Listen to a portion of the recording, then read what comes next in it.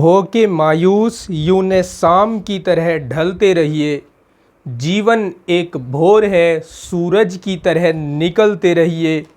ठहरोगे एक पाँव पर तो थक जाओगे। धीरे धीरे ही सही पर राह पर यूं चलते रहिए, राह पर यूं चलते रहिए। हेलो प्यारे दोस्तों, कैसे हैं आप सब। मुझे उम्मीद है आप सभी स्वस्थ हैं, मस्त हैं और पढ़ाई में व्यस्त हैं। अपनी राह पर जो कदम हम रख रहे हैं उसको आज आगे बढ़ाते हैं और आज हम पढ़ते हैं क्लास 10th का चैप्टर 2 और प्रैक्टिस करते हैं इसके बहुविकल्पीय प्रश्न यानी ऑब्जेक्टिव टाइप क्वेश्चंस के लिए। 20 नंबर के क्वेश्चन आते हैं ऑब्जेक्टिव टाइप। 20 में से 20 के 20 कभी भी बच्चों से सही नहीं हो पाते, क्योंकि उनको पढ़ने के लिए, उनको करने के लिए डीप नॉलेज बहुत ज़रूरी है। और साथ ही साथ क्वेश्चन किस प्रकार के बनते हैं, किस प्रकार आपको बिना सॉल्व किए भी क्वेश्चन का पता लगाया जा सकता है, आंसर का पता लगाया जा सकता है, ये सभी जानने वाले हैं हम आपकी अपनी इस क्लास में, आपके अपने इस चैनल पर। तो चलिए, मैं हूँ आपके साथ आपका टीचर रोहित धीमान और शुरू करते हैं आज की अपनी क्लास को। बहुपद चैप्टर से जो सबसे पहला क्वेश्चन आपके सामने है वो कुछ इस प्रकार है। निम्नलिखित में कौन बहुपद नहीं है। बहुपद कौन नहीं होता। सबसे पहले बहुपद की डेफिनेशन समझो। बहुपद की डेफिनेशन कहती है कि वह गणितीय व्यंजक जिसमें चर की अधिकतम घात या चर की घात, चाहे वो अधिकतम हो या न्यूनतम, वो पूर्ण संख्या होनी चाहिए। अब ये पूर्ण संख्याएं क्या होती हैं। पूर्ण संख्या सभी प्राकृतिक संख्याओं के साथ जीरो को रखकर आती हैं। मीन्स 0 1 2 3 4 5 एंड सो ऑन, ये सभी जो होती हैं पूर्ण संख्याएं होती हैं। तो अगर कहीं पर गणितीय व्यंजक लिखा गया है और उसमें चर, उसकी घात पूर्ण संख्या नहीं है, पहचानने का तरीका क्या है कि किसी भी बहुपद में या किसी भी व्यंजक में जो चर है वो बटे में नहीं आना चाहिए। अगर वो भिन्नात्मक रूप में हर में रखा हुआ है तो वो बहुपद नहीं होगा, क्योंकि उसकी पावर पूर्ण संख्या नहीं होगी, वो नेगेटिव नंबर हो जाएगा। दूसरा तरीका पहचानने का ये है कि कोई भी चर अंडर रूट के अंदर नहीं होना चाहिए या फिर उसकी घात कोई दशमलव संख्या नहीं होनी चाहिए। तीसरा तरीका पहचानने का कि कोई भी गणितीय व्यंजक जिसमें चर दिए हुए हैं, चर के ऊपर नेगेटिव पावर नहीं होनी चाहिए, यानी माइनस की घात, ऋणात्मक घात नहीं होनी चाहिए। तो ये तरीके होते हैं पहचानने के। तो अब आपने जान लिया है तो आपको पहचान हो गई होगी कि इसमें कौन सा बहुपद नहीं है। तो आप बिल्कुल अंदाज़ा लगा रहे हैं, सी बिल्कुल सही सोच रहे हैं। इसमें जो सी ऑप्शन है उसमें x-1 1 के बटे में पहुंच गया है, ऐसा व्यंजक बहुपद नहीं होता है, अर्थात इसका ऑप्शन सी करेक्ट है।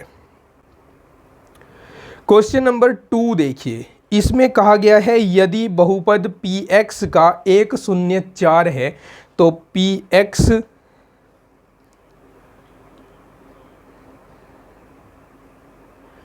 क्वेश्चन नंबर 2 देखिए। इसमें कहा गया है यदि px बराबर x² - 3x - 4 तो px का 1 0 होगा। 4 ऑप्शन दिए गए हैं। इसमें आपको ऑप्शन टेस्ट करना सिखाता हूँ, इसको आपको सोल्व नहीं करना है। कुछ बच्चे इसके गुणनखंड करेंगे और उसके बाद x का मान निकालेंगे। मैं दूसरा तरीका बताता हूँ, आसान तरीका बताता हूँ एकदम। देखो यहाँ पर आपने दिया गया बहुपद px बराबर x² - 3x - 4 लिख लिया।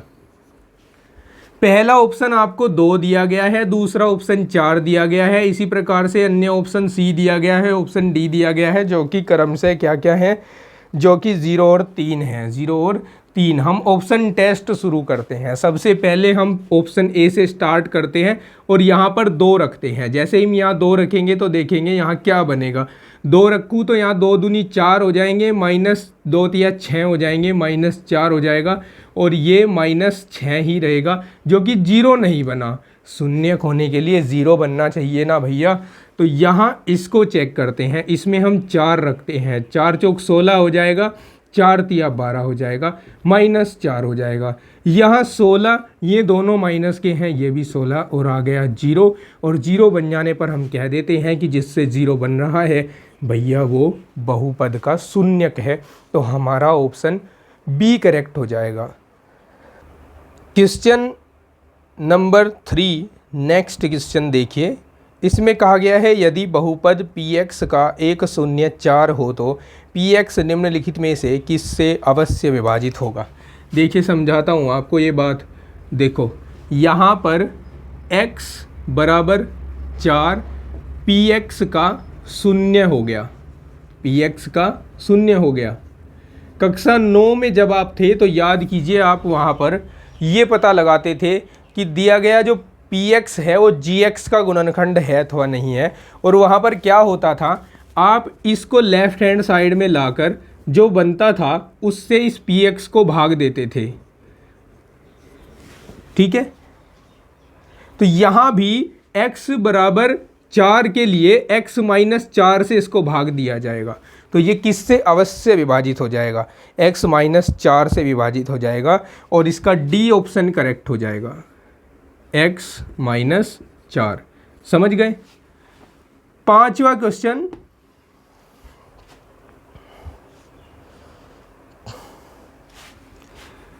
माफ़ी चाहूँगा ये 3rd था, ये 4th है। 4th क्वेश्चन देखिए।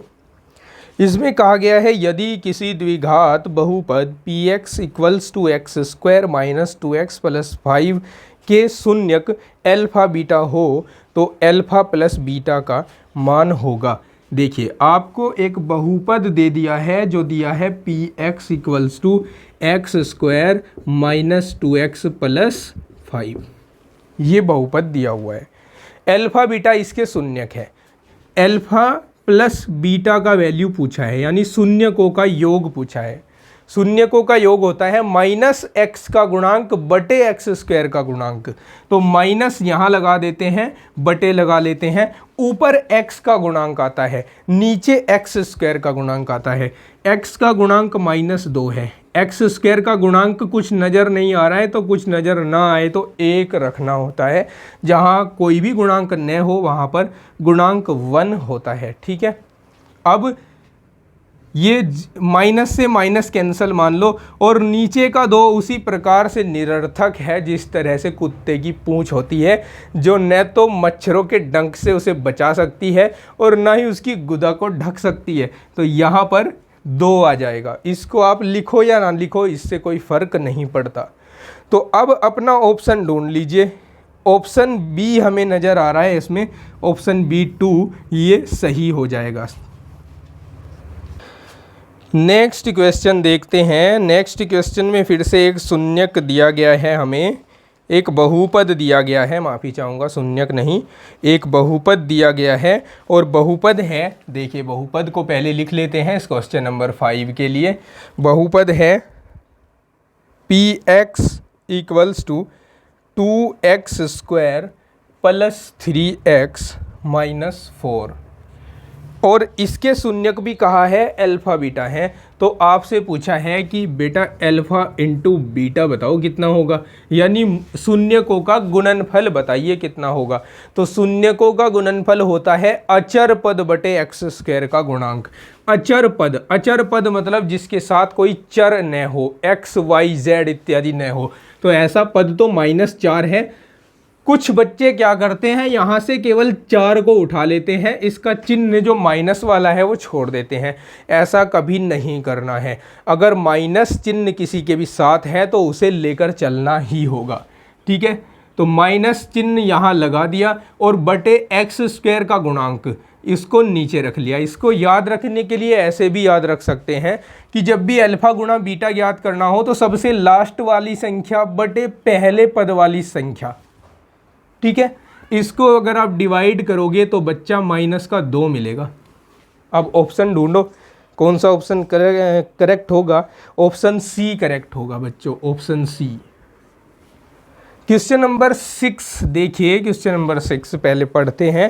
क्वेश्चन नंबर 6 में कहा गया है एक त्रिघात बहुपद दे दिया है। इस त्रिघात बहुपद को नोट कर दूं, 4x³ -5x² plus 3x plus 7, इसके शून्यक अल्फ़ा बीटा और गामा है। तो तीनों का गुणनफल आपसे पूछा है कि अल्फ़ा बीटा गामा किसके बराबर होगा।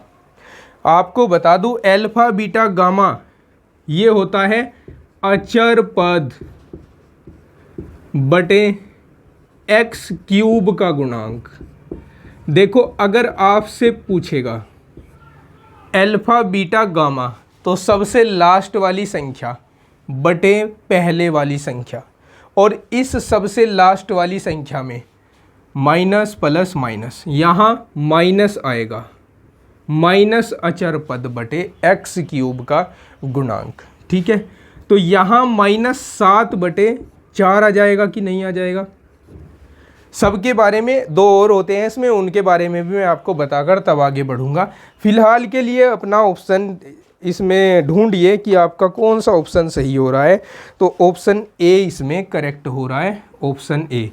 अगर आपसे alpha plus beta plus gamma का वैल्यू पूछता तो आप माइनस के चिन्ह के साथ दूसरे पद का गुणांक बटे पहले पद का गुणांक रख देते, यानी 5/-4 रख देते और आपको 5/4 मिल जाता। अगर आपसे alpha beta plus beta gamma plus gamma alpha पूछा जाता तो आप तीसरे पद का गुणांक बटे पहले पद का गुणांक लिख देते, तीसरे पद का गुणांक बटे पहले पद का गुणांक, यहाँ आंसर आ जाता। या आप ऐसे याद रख ले तो ज़्यादा अच्छा रहेगा। Alpha plus beta plus gamma बराबर -x² का गुणांक बटे एक्स क्यूब का गुणांक, और alpha beta beta gamma gamma alpha का जो योग है वो x का गुणांक बटे एक्स क्यूब का गुणांक होता है। अल्फ़ा बीटा गामा अचर पद बटे एक्स क्यूब का गुणांक ऋणात्मक चिन्ह के साथ होता है। समझ गए? चलिए फिर नेक्स्ट क्वेश्चन देख लेते हैं। Question number 7। क्वेश्चन नंबर 7 आपके सामने है, देखो पढ़िए इसको। यदि द्विघात बहुपद px इस प्रकार है कि p1 = -6, इसके शून्यकों का योग 4 है और गुणनफल -3 है। ध्यान दीजिए, शून्यकों का योगफल अल्फ़ा प्लस बीटा ये 4 है, गुणनफल अल्फ़ा बीटा ये -3 है। ठीक है, तो हमें ये 4 ऑप्शन में से देखना है कि कौन सा हमारा सही होगा। P1 = 6 आ जाना चाहिए। सबसे पहले आप यहाँ पर वो फॉर्मूला अप्लाई करो जो आपको द्विघात बहुपद बनाना बताता है, अगर मूल दिए हुए हैं तो ये होता है x² - alpha plus beta into x plus alpha beta, x² - 4x - 3 आ जाएगा, यहाँ प्लस माइनस माइनस हो जाएंगे। अब इसमें आप एक रखो या ना रखो, आपके पास आपको जो ऑप्शन है उनमें से पहचान करो कि कौन सा ऑप्शन ठीक हो रहा है। यहाँ पर ऑप्शन बी हमारा करेक्ट हो रहा है। एक बार आप इसमें एक रख कर ये जांच कर लो कि क्या ये सही भी हो जाएगा या नहीं, संतुष्ट हो जाएगा या नहीं। ठीक है, अभी ऑप्शन का चुनाव नहीं करते हैं, अभी इसमें आप 1 रखो और 1 रख कर -6 आना चाहिए। दिया है ना आपको P1 = -6, तो आप इसमें 1 रख दो। यहाँ 1 रख दिया, 1² हो गया, -4 इंटू 1 हो गया, -3 हो गया। तो 1 - 4 - 3 बराबर 1 - 7 बराबर -6। इसका मतलब आपका ये जो यहाँ पर बहुपद बना है वो बिल्कुल ठीक है और ऐसा ऑप्शन बी में दिया गया है, तो इसका सही जवाब होगा ऑप्शन बी। क्वेश्चन नंबर 8 देखिए। क्वेश्चन नंबर 8 में आपको क्या दिया है? दिया है भाग एल्गोरिदम से px = qx गुणा gx प्लस rx, जहाँ gx 0 नहीं है, भाजक है। तो निम्नलिखित में से कौन सही है? कहा गया है rx का घात qx की घात से छोटा होता है। देखो rx इसमें शेषफल है। देखो इसके लिए मैं आपको पहले एक छोटा सा क्वेश्चन समझाता हूँ। मैंने यहाँ पर एक संख्या लिख दी है 46 और मैं इसे 9 से भाग कर रहा हूँ। 9 पंजे 45, कितना बच रहा है? 1 बच रहा है। ये इसमें होता है gx, ये होता है px, ये होता है qx, ये होता है rx। भाज्य, भाजक, भागफल, शेषफल। अब आप क्या देख रहे हैं? एक जो है ना वो 9 से छोटा है, एक 9 से छोटा है।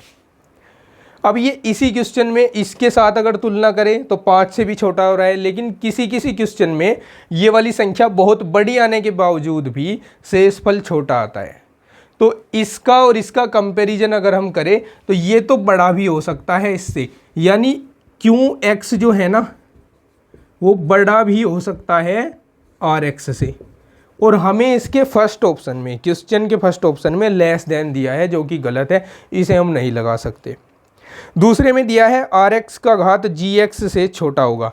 यहाँ देखो ज़रा, ये 9 है, ये कभी भी 9 से ज़्यादा नहीं बच सकता, क्योंकि 9 से ज़्यादा जितनी बार बचेगा हम उतनी बार 9 का पहाड़ा आगे चला देंगे। तो यहाँ हम कह सकते हैं कि RX का जो मान है वो हमेशा GX से छोटा होता है, या RX की घात हमेशा GX से छोटी होती है। समझ गए? तो हमारा ऑप्शन बी इसमें करेक्ट ऑप्शन आ रहा है, ऑप्शन बी। ठीक है, चलिए क्वेश्चन नंबर नेक्स्ट देखते हैं। नेक्स्ट क्वेश्चन नंबर 9 देखिए। इसमें हमें एक बहुपद दिया हुआ है क्वेश्चन नंबर 9 में 7x²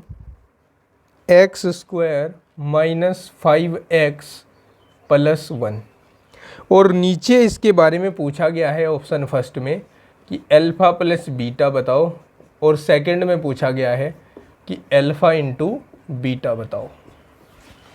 देखो, अल्फ़ा प्लस बीटा जो होता है वो शून्यकों का योग कहलाता है, और उसके लिए हम सूत्र लगाते हैं x का गुणांक बटे x² का गुणांक माइनस x का गुणांक बटे x² का गुणांक।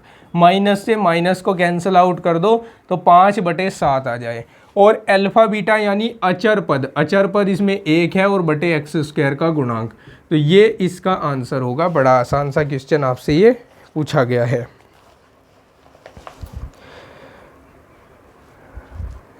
नेक्स्ट क्वेश्चन देखिए, क्वेश्चन नंबर 10। इसमें एक त्रिघात बहुपद दे दिया है, उस त्रिघात बहुपद को नोट करते हैं पहले। 2x³ + 3x² - 5x - 2। इसके शून्यक अल्फ़ा बीटा और गामा है। आपसे पूछ रखा है alpha plus beta plus gamma किसके बराबर होगा। दूसरे में पूछा है alpha beta plus beta gamma plus gamma alpha किसके बराबर होगा। और तीसरे में पूछा है कि भैया अल्फ़ा बीटा गामा तीनों का गुणनफल किसके बराबर होगा। तो मैं आपको बताता हूँ, alpha plus beta plus gamma बराबर होता है x² का गुणांक बटे x³ का गुणांक। Alpha beta beta gamma gamma alpha का योग होता है, इसमें माइनस का चिन्ह आएगा, x का गुणांक बटे x³ का गुणांक, या -5/2 आ जाएगा। और अल्फ़ा बीटा गामा होता है माइनस अचर पद बटे x³ का गुणांक, तो ये 1 हो जाएगा। बड़ा सिंपल क्वेश्चन था। चलिए नेक्स्ट क्वेश्चन देखते हैं। क्वेश्चन नंबर 11 है। क्वेश्चन नंबर 11 में आपसे एक बहुपद px को देकर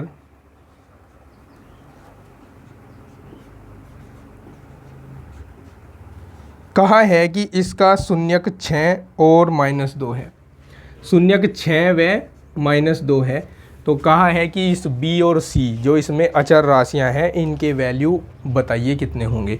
तो सबसे पहले अगर हम इसमें 6 रखें, चूँकि 6 इसका शून्यक है तो 6 रखने पर ये 0 के बराबर हो जाएगा।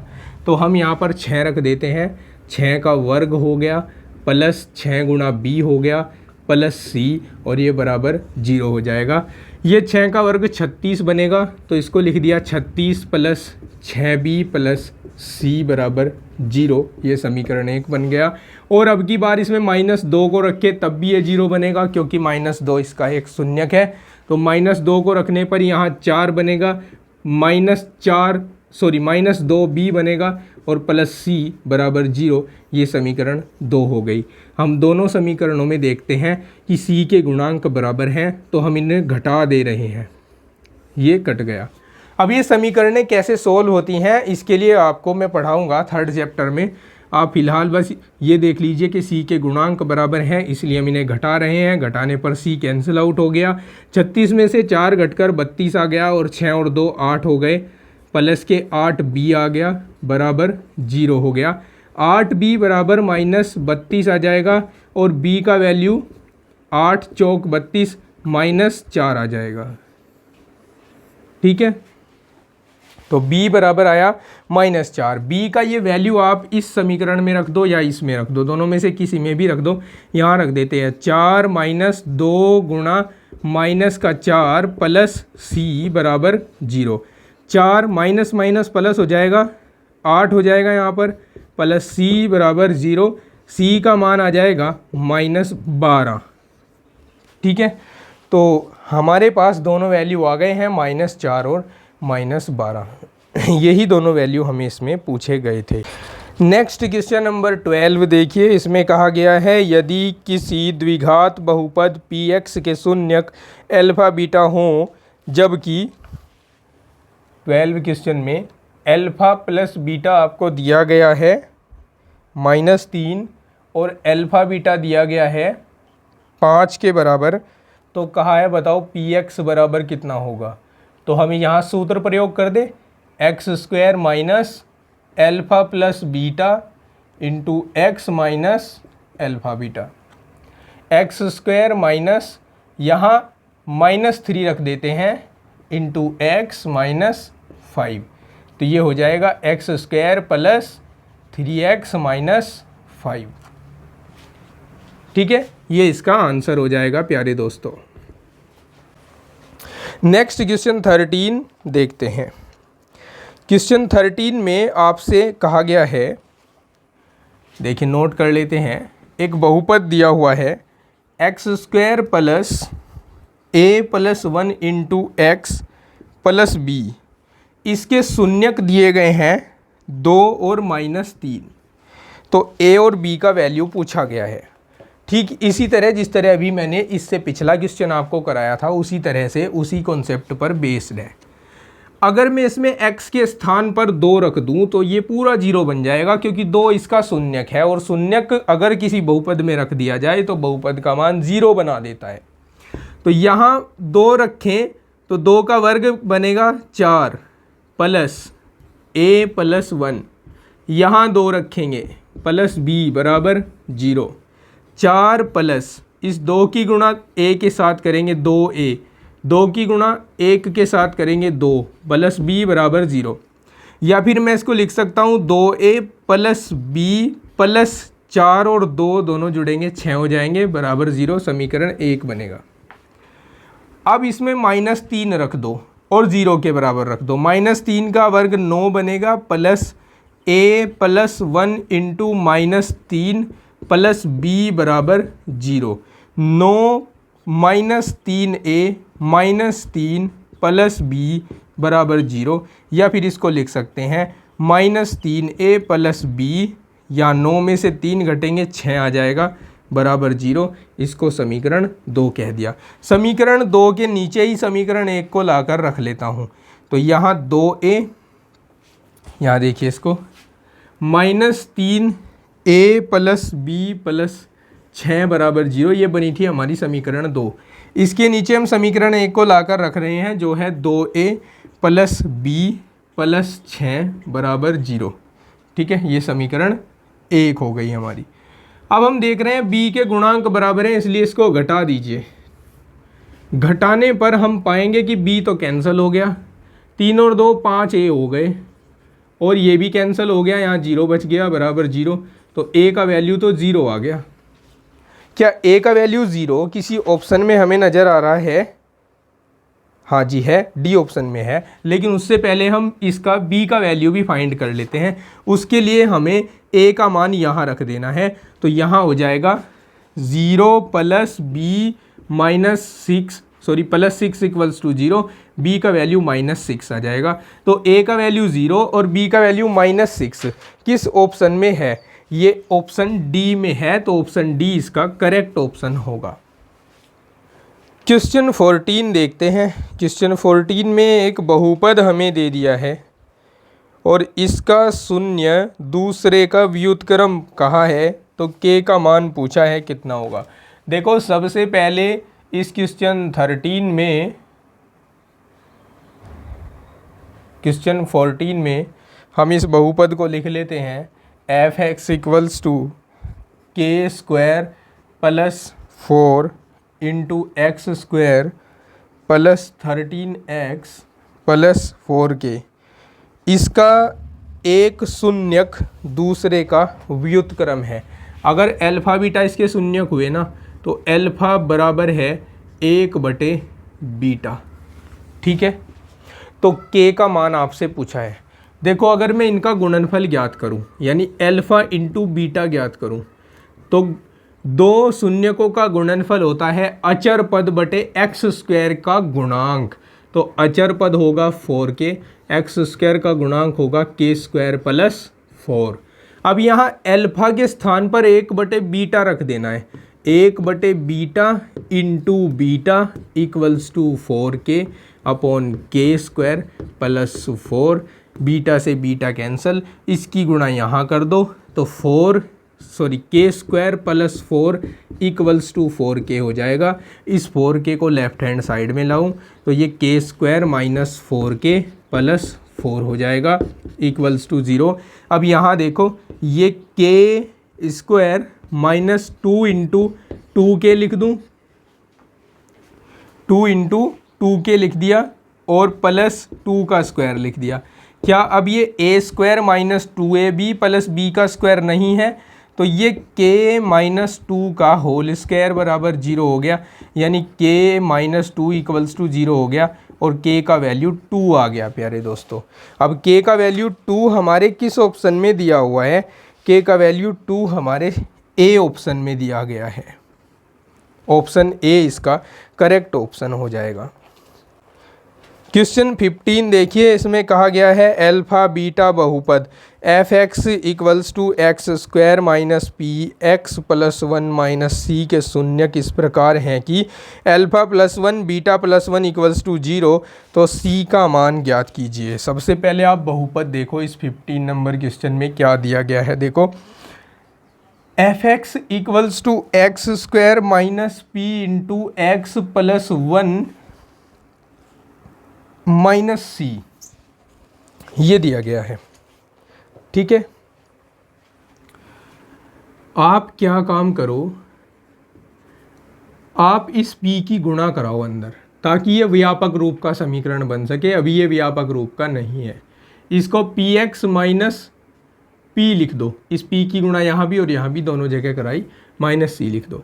अब x² - px, यहाँ से माइनस को बाहर रखते हुए इन्हें ब्रैकेट में लिखेंगे तो अंदर प्लस बन जाएगा। अब अगर हम अल्फ़ा + बीटा निकालें, तो x का गुणांक माइनस का चिन्ह लगता है एक तो पहले से ही, x का गुणांक बटे x² का गुणांक, यानी ये प्लस का p हो जाएगा। और अल्फ़ा बीटा अगर ज्ञात करूं, तो अचर पद बटे x² का गुणांक, यानी ये -p + c बटे 1 हो जाएगा, जो कि -p - c के बराबर ही होगा।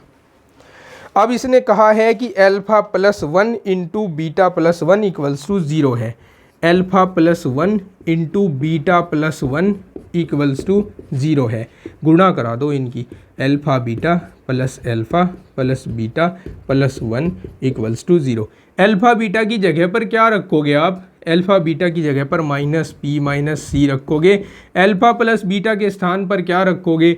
अल्फ़ा + बीटा के स्थान पर p रखोगे, +1 = 0। p से p कट गया, इस c को राइट हैंड साइड में शिफ्ट करो तो c = 1 आ गया।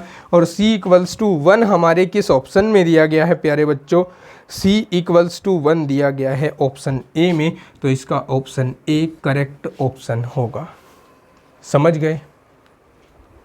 16 क्वेश्चन आपके सामने है। द्विघात बहुपद एक्स स्क्वायर प्लस के एक्स प्लस के शून्यक। देखो ये इसमें ना, इस बहुपद में कहीं पर भी माइनस नहीं आया है, तो इसके दोनों जो शून्यक हैं वो धनात्मक नहीं हो सकते। इसके दोनों शून्यक धनात्मक नहीं हो सकते। कुछ चूंकि इसमें माइनस का चिन्ह कहीं नहीं आया जो बहुपद दिया हुआ है इसमें, तो इसके जो दोनों शून्यक हैं वो धनात्मक नहीं हो सकते, उनमें से कोई एक ऋणात्मक होएगा जरूर। ठीक है, तो ऑप्शन ए इसका करेक्ट ऑप्शन होगा। क्वेश्चन नंबर 16 को देखिए, सॉरी 17 को। तो इसमें आपको कहा गया है निम्नलिखित में से कौन एक द्विघात बहुपद का आलेख नहीं है। जो आलेख जो वक्र x x को 2 से अधिक बिंदुओं पर काटता हुआ दिखाई देगा वो द्विघात का नहीं होगा। अब अगर हम इन सभी ऑप्शंस में से ऑप्शन डी को देखें तो ऑप्शन डी में जो आलेख है उसने एक्स एक्स को 3 बिंदुओं पर काट दिया है और 3 बिंदुओं पर काटने वाले को त्रिघात कहते हैं, इसलिए इसका ऑप्शन डी करेक्ट हो जाएगा। नेक्स्ट क्वेश्चन देखिए, एक द्विघात बहुपद के अधिक से अधिक शून्यकों की संख्या। एक द्विघात बहुपद में अधिकतम शून्यक 2 होते हैं, जितनी अधिकतम घात उतने ही शून्यक होते हैं। त्रिघात के 3 शून्यक, चतुर्थ घात के 4 शून्यक होते हैं, रैखिक का 1 शून्यक और शून्य घात का 0 शून्यक होता है। नेक्स्ट क्वेश्चन देखिए, शून्यक -3 और 4 वाला द्विघात बहुपद क्या होगा। शून्यक -3 और 4 वाला द्विघात बहुपद, तो फॉर्मूला लगा दीजिए एक्स स्क्वायर माइनस शून्यकों का योग इंटू एक्स प्लस शून्यकों का गुणनफल। तो एक्स स्क्वायर -4 में से 3 गया, 1 बच जाएगा और -4 थी अब 12 हो जाएगा। अब ढूंढ लीजिए प्यारे दोस्तों कौन सा सही है। देखो ऑप्शन ए सही नहीं है, ऑप्शन बी सही नहीं है, ऑप्शन डी भी सही नहीं है, तो ऑप्शन सी सही क्यों है कि अगर मैं इन सब में 2 से भाग दे दूं तो ये एक्स स्क्वायर बटे 2 माइनस एक्स बटे 2 -6 हो जाएगा, और ऐसा हमें ऑप्शन सी में नज़र आ रहा है, इसका ऑप्शन सी सही हो जाएगा। बहुपद एक्स स्क्वायर -2x -3 के शून्यक होंगे। ऑप्शन टेस्ट करते हैं भैया, ऑप्शन टेस्ट करते हैं इस वाले क्वेश्चन में। देखो हमें बहुपद दे दिया है एक्स स्क्वायर -2x -3। यह ऑप्शन टेस्ट अगर करेंगे तो हमें बार बार इसमें वैल्यू रख कर देखना होगा, उससे अच्छा है कि हम इसके गुणनखंड कर दें और अपना आंसर निकाल लें। 3 के ऐसे गुणनखंड जो घटाने पर 2 देते हों, तो 3 एकम 3 होते हैं, 3 में से 1 गया, 2 बचता है -3। X square -3 x plus x -3, x -3 और एक्स, यहाँ से x कॉमन लेंगे, x -3, यहाँ से 1 कॉमन लेंगे तो x + 1 हो जाएगा। तो इसके शून्यक होंगे x बराबर 3 और x बराबर -1। ढूंढिए अब कौन सा ऑप्शन सही होगा। -3 और नहीं +3 और -1 हमें ऑप्शन सी में दिख रहा है, तो इसका ऑप्शन सी करेक्ट हो जाएगा। ठीक है, नेक्स्ट क्वेश्चन देखिए। नेक्स्ट क्वेश्चन में आपसे कहा गया है यदि अल्फा बीटा गामा बहुपद x³ -px² + qx - r के शून्यक है तो 1/अल्फा बीटा 1/बीटा गामा 1/गामा अल्फा का मान बताइए। देखिए आपको बहुपद दिया हुआ है x³ -px² + qx -r, और आपसे alpha beta plus beta gamma plus gamma alpha ये ज्ञात करने को कहा है। सबसे पहले इनका एलसीएम ले लेते हैं। एलसीएम ले लेते हैं अल्फा बीटा गामा। अब यहाँ देखें अल्फा बीटा तो है लेकिन कौन नहीं है इनमें से, गामा नहीं है, तो इसके ऊपर गामा लिख दो, प्लस यहाँ बीटा गामा तो है, कौन नहीं है, अल्फा नहीं है, अल्फा लिख दो। यहाँ गामा अल्फा तो है, कौन नहीं है, बीटा नहीं है, तो बीटा लिख दो। अब alpha plus beta plus gamma होता है -x² का गुणांक बटे x³ का गुणांक, तो माइनस माइनस p हो जाएगा, बटे में 1 हो जाएगा, बटे अल्फा बीटा गामा होता है माइनस अचर पद बटे एक्स क्यूब का गुणांक जो कि 1 है। अब माइनस से माइनस कैंसिल, इस माइनस से ये वाला माइनस कैंसिल, p बटे r आ जाएगा। और p बटे r हमें किस ऑप्शन में दिख रहा है? ऑप्शन बी में दिख रहा है, तो ऑप्शन बी इसका करेक्ट ऑप्शन हो जाएगा। नेक्स्ट क्वेश्चन देखिए, इसमें कहा गया है यदि त्रिघात बहुपद x cube plus a x square plus b x plus c का एक शून्यक माइनस 1 है तो अन्य दोनों शून्यकों का गुणनफल बताइए। समझ रहे हो? देखो मैं समझाता हूँ आपसे। एक बहुपद को देकर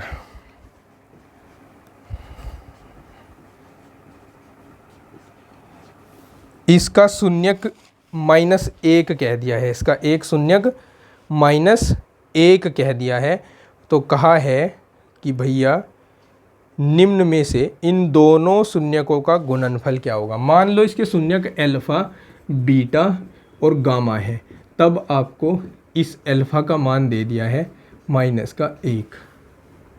अब अगर मैं alpha plus beta plus gamma की बात करूं तो वो होगा माइनस एक्स स्क्वायर का गुणांक बटे एक्स क्यूब का गुणांक जो कि 1 होगा।